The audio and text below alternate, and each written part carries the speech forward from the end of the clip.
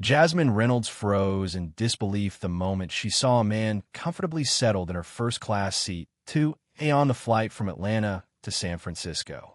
The seat that she had reserved, paid for, and mentally prepared herself to occupy on what could be the most important day of her career. The flight attendant, Brittany, sided with the man, Bradley Armstrong, without even a second glance at Jasmine's boarding pass. And as the intercom crackled with news that the plane would be grounded due to a security situation, every eye was on her. You can't make this stuff up. Let me back up a sec. Jasmine Reynolds wasn't just anyone. At 36, she was the CEO of Phoenix Innovations, a cutting-edge AI company she'd built from the ground up in Atlanta after graduating from MIT with dual PhDs. Her pitch today could secure $50 million from investors' money that would change everything. She woke up at 4:30 a.m., rehearsing her presentation mentally while gazing out at the city skyline from her penthouse. The stakes were sky high, and as a black woman in tech, Jasmine had spent years battling bias, having to prove herself twice as much as her white male peers.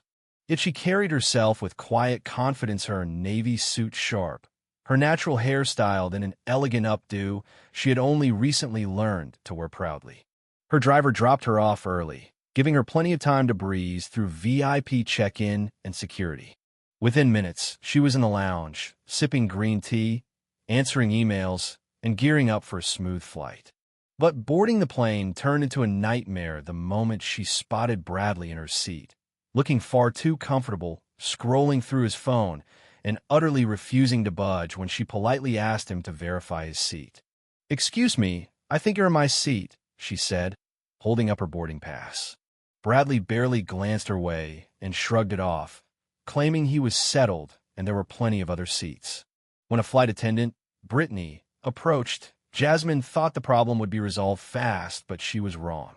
Brittany asked Bradley for his boarding pass, and he flashed it quickly, showing a seat in economy class. Brittany, without hesitation, told Jasmine maybe she misread her pass, then suggested she move to another first-class seat like 4C. Jasmine blinked in disbelief. "But my assigned seat is 2A," she said, voice steady but firm. Brittany pressed the point, lowering her voice. "It's just one flight. Help us keep the departure on schedule." The message was clear. Jasmine's right was negotiable. Bradley's comfort was not. Passengers nearby started to watch, some curious, others already pulling out their phones. Jasmine felt the familiar pressure, that awful calculation so many black women know too well. Stand your ground and risk being labeled angry, or step aside and keep the peace. But this time, something inside her refused to give. Maybe it was the meeting ahead. Maybe it was years of silent endurance. "No," she said firmly. "I reserved 2A. That's my seat. The gentleman can move." Bradley scoffed, condescendingly calling her honey and insisting it was his seat, that she must have gotten there by mistake or through some diversity initiative upgrade because, she didn't really belong in first class. The microaggressions came hard and fast, audible to everyone. Yet Jasmine stayed calm, even pulling out her company ID to prove her credentials. "I'm the CEO of Phoenix Innovations," she said, voice unwavering. "I fly first class twice a week for business. This isn't about diversity programs, it's about the seat I paid for." Bradley's sneer deepened. "Oh, the diversity hire. I'm sure your company has quotas." Jasmine's phone buzzed with a call from her executive assistant, a reminder of the investors waiting in San Francisco, but she couldn't take it now. More flight attendants gathered, and a second one, Tyler, approached, quickly siding with Bradley, accusing Jasmine of causing a scene and delaying the flight. Tensions rose. Bradley even claimed he felt threatened, weaponizing language often used to discredit black people. Some passengers exchanged looks, uncomfortable but aware of the racial dynamics playing out. Jasmine demanded to speak with the captain, refusing to let the situation slide.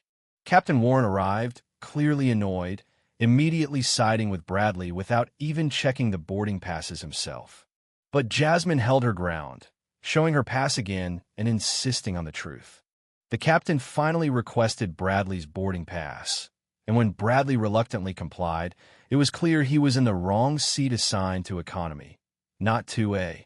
Still, Bradley refused to move, threatening the captain with his connections, saying he'd have the captain fired.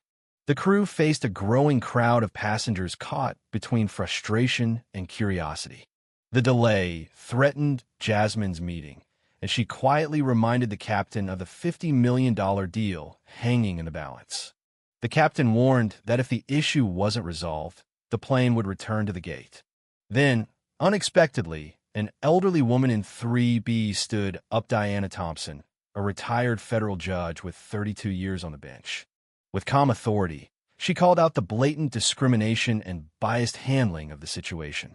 The flight attendants shifted uncomfortably, and the captain was forced to listen. From the back, Miguel Hernandez, a young Latino man and CTO of a tech company that used Jasmine's AI solutions, stepped forward to vouch for her, praising her professionalism and success. He called out Bradley's claims as baseless and disrespectful.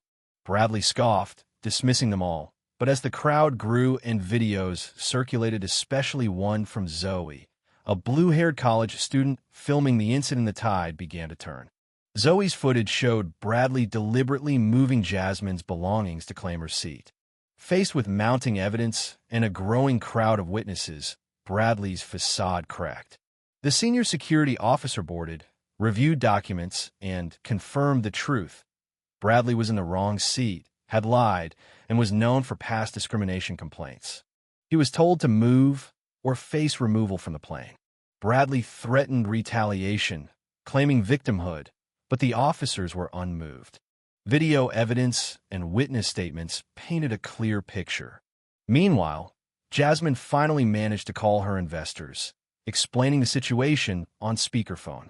The lead investor, Lawrence Patterson, initially skeptical, expressed support after hearing Jasmine's side and seeing the video evidence. He even agreed to delay the meeting. The airline offered Jasmine a private charter flight to San Francisco, a lifeline that would get her there on time. Jasmine reflected on the countless battles she'd fought, from MIT classrooms where professors doubted her, to venture capital meetings where she was underestimated, to the countless times she was mistaken for support staff. This incident was just another test of resilience, but also a call for change. 3 months later, Jasmine stood in a boardroom, ready to pitch to investors who had watched the viral video and were now fully behind her. The investment offer exceeded expectations, $75 million in acknowledgement, not just of her technology, but of her leadership under pressure. Jasmine's story didn't end there.